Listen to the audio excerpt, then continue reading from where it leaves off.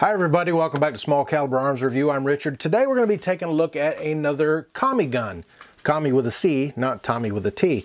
This is a Norinco, or a Chinese SKS. I think it's Simonov rifle. But anyways, this was a Russian design back in 1945 to 1958, somewhere around there. And they were manufactured in Russia up until then. And then this is a Chinese Type 56. So in 56, they sold their design to China so that they could manufacture their own SKS rifles. They were kind of replaced by the AK-47, which was a more useful rifle, I guess, because it was able to fire full auto. This is semi-auto only, and originally would have come with a wood stock and a fixed 10-round internal box magazine on it. This one I got from a friend and coworker, and he has taken this thing and kind of restored it, refinished it, because he said it was in really rough shape. And one of the reasons it doesn't have the wood stock on it anymore is because the wood stock, original wood stock to it, was in pretty rough condition, he says.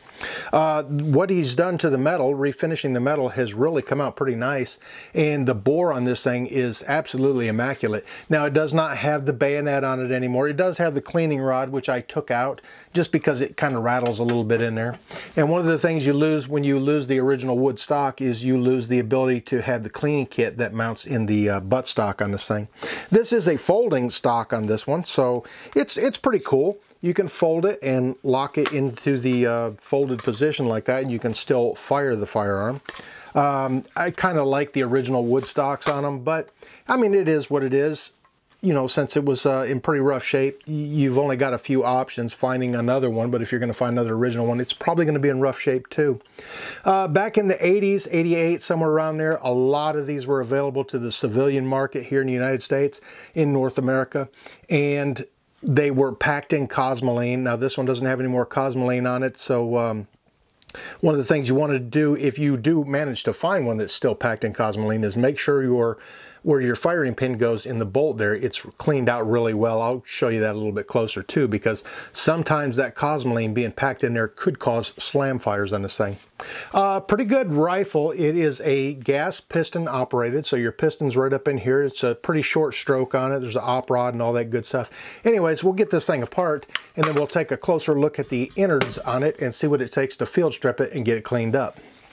Okay, now field stripping the SKS is not that difficult. Showing it on camera might be a little bit more. On the back here, on your dust cover, there's a little lever right here you're going to flip up. It is unloaded. The bolt is locked open right now.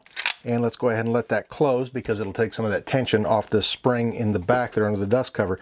You're going to take this little lever and flip it up here 90 degrees. You're going to want to put just a little bit of forward pressure on that dust cover, and you're going to take that pin and pull it out. It will not come all the way out. There is another little cross pin in there. And go ahead and let that dust cover come off. A lot more substantial dust cover than there is on the AK-47s. They're just a stamped steel, where this is kind of a milled piece right there. You've got your recoil spring, your bolt assembly and everything is right here. Go ahead and pull that all back, and underneath it is going to be your bolt. There's your bolt, and there's your bolt carrier. So your bolt hooks underneath there. You can see that little kind of interlocking piece right there. It rides right up underneath there. And then there's your firing pin on the inside of it there. And you want to make sure it's not spring loaded, so you want to make sure it moves back and forth freely. All right, once you got that part off of there, the next thing to do is go ahead and remove your front dust cover on there. Now, there's a little lever on the side right here, and you can take several different things and lift that up. You might be able to get your finger. I was able to get my finger under that. A lot of people will take the end of the firing pin, pry it up underneath there, and slide that up. You're going to bring it up to about right there where that second bump catches at the top there, and then you can go ahead and pull this dust cover off here. That takes your piston out. There's your piston and part of the op rod inside there. Underneath there, you're going to take and hold your finger right over the end here to keep that spring, the op rod piece that's in here, from coming out of there, come flying out of there. Go ahead and hold your finger over the end, flip that all the way up, and then there's your other spring underneath there for the op rod. There are pretty neat springs that they put in these things usually. It's kind of a twisted double wire spring in there. And one of the reasons I've heard that they do that is because it's like having two springs in one place. In case one breaks, you're not completely out. You've still got some spring left on there. So to put it back in, just go ahead and slide it right back inside there. You're going to have to kind of wiggle a little bit and get the very tip of your finger on it there.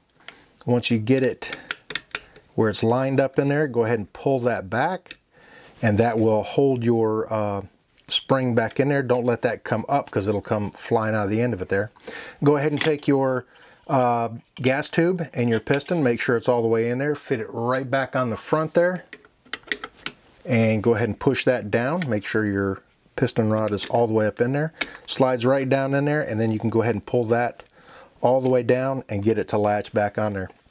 Put your bolt and everything back in it. Make sure that is hooked underneath there. It slides right down in the rails all the way toward the back there.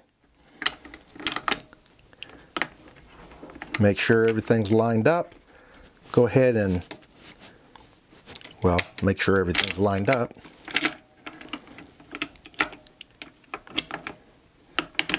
And then push it forward. Now when you go to put your dust cover back on there, make sure your pin is pulled all the way out of there.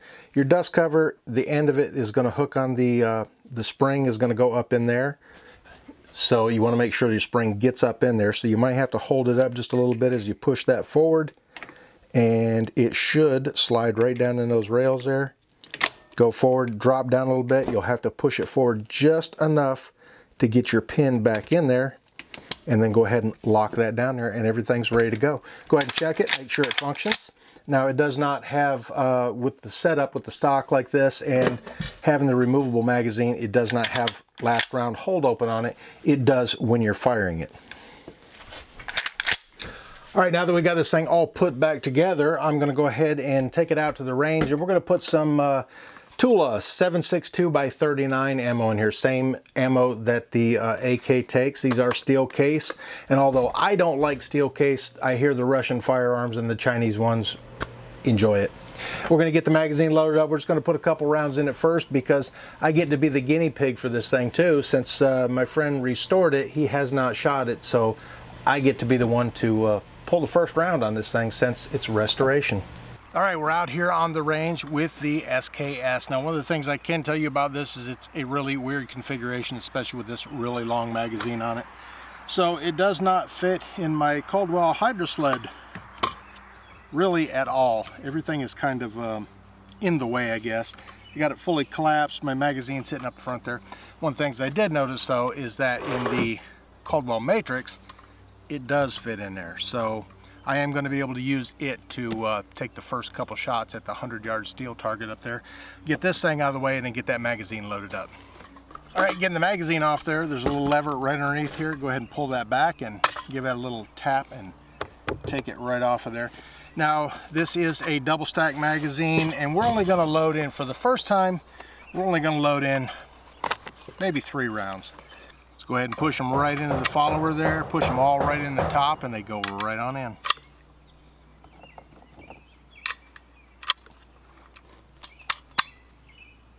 Make sure they're seated all the way in the back there. Hook it right underneath the front. And it's ready to go. Get the eyes and ears on for this thing. I'm going to keep my face back a little ways from here for the first shot. That one was quite a bit high, but it fired just fine. Let's see if it chambered that next one.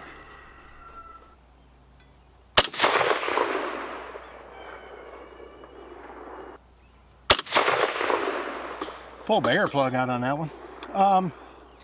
Seems to shoot just fine. That should have been my 3rd round there, and it was. But the trigger's got a lot of take up on it, and then when you get right there to the end of it, it's a lot of take up. It's kind of long, heavy trigger pull on it. And see what we got going on with the magazine here. There we go, it's locked open now. Go ahead and pop it out. We'll load up a few more and try it offhand.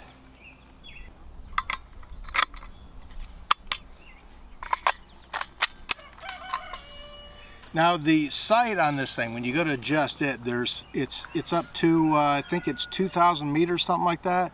There also is another mark if you pull it all the way back. They call that flat shooting. It's just a little, looks like a little staple, and don't ask me how to pronounce it. It's got a name for it, what that is called, and that's supposed to be for flat shooting. We'll see if that makes any difference. All right, like I said, we're going to try this one offhand. See if I can hit this thing.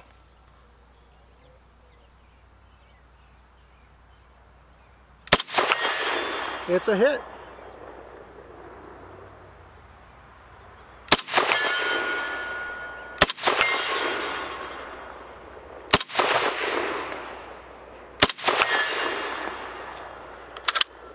And that was it. That was 5 rounds offhand. I got 4 out of the 5 on the steel target up there.